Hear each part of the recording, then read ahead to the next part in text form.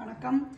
காடேஸ்வரா கிச்சன்லேருந்து கலா பன்னீர்செல்வம். இன்றைக்கி நம்ம இந்த மா இஞ்சியை வச்சு ஒரு தொக்கு ஊறுகாய் எப்படி போடுறதுன்னு பார்க்கலாம். பாருங்கள், மா இஞ்சி இப்படி தான் இருக்கும். இங்கிலீஷில் வந்து ஒயிட் டர்மரிக்குன்னு பேர் சொல்லுவாங்க. இங்கே பார்த்தா மஞ்சள் மாதிரி இருக்கும், உடைச்சா உள்ளே வந்து இப்படி ஒயிட் கலரில் இருக்கும். ஸ்மெல் பண்ணி பார்த்தீங்கன்னா மேங்கோ ஸ்மெல் வரும். ஆனால் இஞ்சி மாதிரி காராது, மேங்கோ மாதிரி புளிக்காது.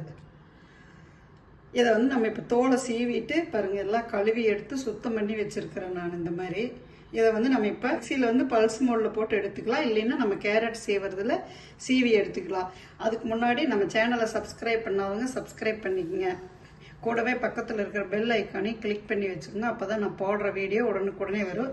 அதுக்கு தேவையான பொருள் பார்த்திங்கன்னா புளி ஒரு எலுமிச்சம்பழம் அளவு, இது வந்து ஒரு 400 கிராம் இருக்கும் இந்த மா இஞ்சி, கருவேப்பிலை, வெறும் வரமிளகாய் தூள், காஷ்மீரி தூள், காஷ்மீரி சில்லி தூள் இல்லைன்னா நீங்கள் பரவாயில்ல விட்டுடலாம். இது வந்து கடுகு ஒரு ஸ்பூனும் வெந்தயம் ஒரு ஸ்பூன் போட்டு நான் வறுத்து அரைச்சி வச்சுருக்கிறேன், பொடி பண்ணி வச்சுருக்கிறேன். தாளிக்கிறதுக்கு கடுகு, மஞ்சத்தூள், உப்பு, நல்லெண்ணெய், இவ்வளோதான் இதுக்கு தேவையான பொருள். இப்போ இருங்க, இதை சீவிட்டு எப்படி செய்யறதுன்னு பார்க்கலாம். இந்த மா இஞ்சி எல்லாம் துருவிட்டேன். இங்கே பாருங்கள், கொஞ்சம் இப்படி இருந்தால் தான் நல்லாயிருக்கும். சட்டி வச்சுட்டேன். நல்லெண்ணெய் ஊற்றிக்கலாம், ஒரு 100-150 ml. ஊறுகாய்க்கு தொக்கு இந்த மாதிரி எடுத்துக்கலாம். நல்லெண்ணெய் தான் உங்களுக்கு நல்லாயிருக்கும். அதுவும் இல்லாமல் கொஞ்சம் ஜாஸ்தியும் வேணும். இப்போ இந்த மா இஞ்சி தாளிச்சிருவோம்.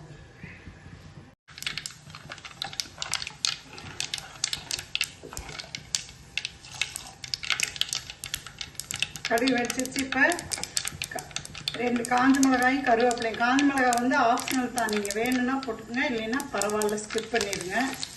இது கூட ஒரு 2 ஸ்பூன் பெருங்காயத்தூள்.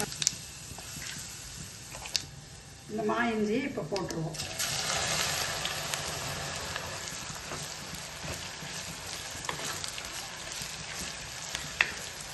எண்ணெயிலேயே கொஞ்சம் நேரம் நல்லா வதங்கிக்கும். இதை வந்து நம்ம மூடி வச்சு வேக வைக்கவும் கூடாது, மூடி வச்சு வதக்கவும் கூடாது. இப்படி தண்ணி இவ்வளோ இறங்காமல் இப்படி ஓப்பன்லேயே தான் வதக்கணும், மூடி வச்சிடாதீங்க.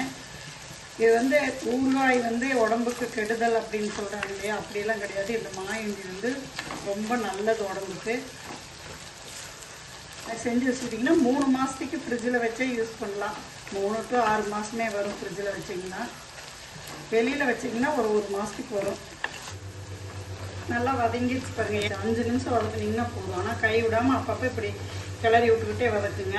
நம்ம இதுக்கு ஒரு 1/2 ஸ்பூன் மஞ்சள் தூள், 3 ஸ்பூன் வந்து உங்களுக்கு வரமிளகாய் தூள் போட்டுக்கிறேன். நீங்கள் காரம் இன்னும் கொஞ்சம் தேவைப்படுறவங்க இன்னும் ஜாஸ்தி போட்டுக்கலாம்.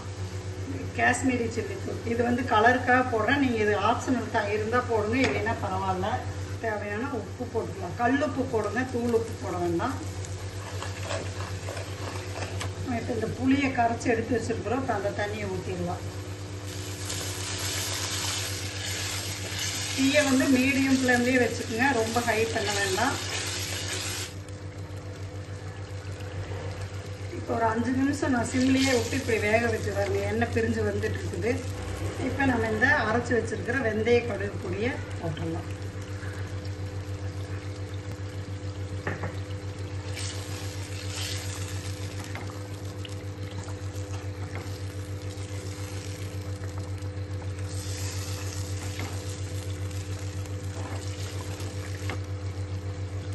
நான் நாட்டு சர்க்கரை கொஞ்சம் போடுறேன். நீங்கள் வெல்லம் எது வேணாலும் போடலாம், இது ஆப்ஷனல் தான். வேணும்னா போடலாம், வேண்டாட்டி ஸ்கிப் பண்ணிடுங்க.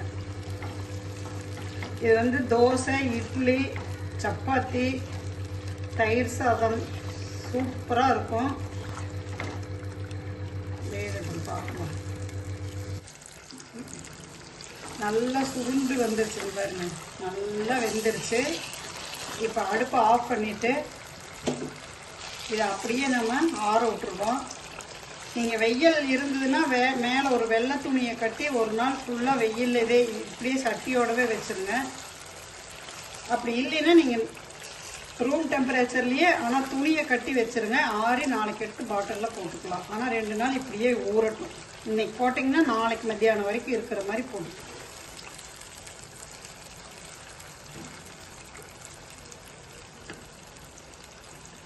நாளைக்கு பார்ப்போம். இதை வெயிலில் வச்சுட்டு எடுத்து காமிக்கிறேன்.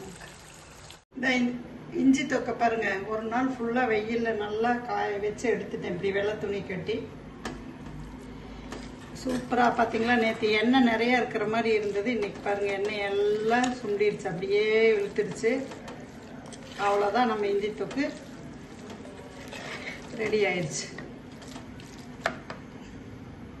இது தண்ணி மட்டும் இல்லாமல் எல்லாமே பார்த்துக்கிட்டிங்கன்னா சரி. பாட்டிலில் போட்டு வச்சிருவோம்.